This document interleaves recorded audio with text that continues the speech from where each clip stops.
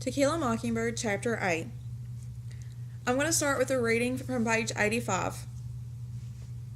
For reasons unfathomable to the most experienced prophets in Macomb County, autumn turned to winter that year. We had 2 weeks of the coldest weather since 1885, Atticus said. Mr. Avery said it was written on the Rosetta Stone that when children disobeyed their parents, smoked cigarettes, and made war on each other, the seasons would change. Jim and I were burdened with the guilt of contributing to the aberrations of nature, thereby causing unhappiness to our neighbors and discomfort to ourselves. Mr. Avery references something called the Rosetta Stone. This stone is an ancient stone that's supposed to be the root of all languages written on this stone. It is now used today as the discs that people use to learn different languages, and that is where that comes from.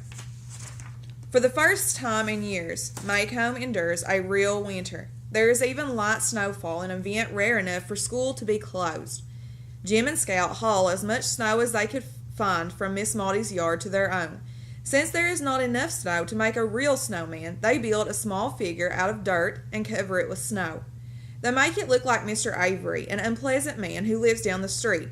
The figure's likeness to Mr. Avery is so strong that Atticus demands that they disguise it. Jim places Miss Maudie's sun hat on its head and sticks her hedge clippers in its hand, much to her chagrin. That night, Atticus wakes Scout and helps her put on her bathrobe and coat and goes outside with her and Jim. Miss Maudie's house is on fire. The neighbors help her save her furniture, and the fire truck arrives in time to stop the fire from spreading to the other houses, but Miss Maudie's house burns to the ground. They were able to save one item from Miss Maudie's house, and that was her rocking chair. In the confusion, someone drapes a blanket over Scout.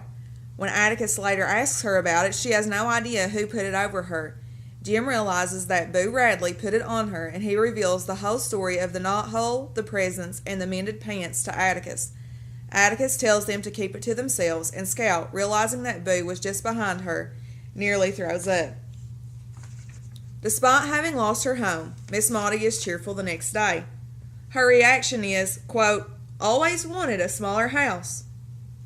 She tells the children how much she hated her old home and that she is already planning to build a smaller house and plant a larger garden.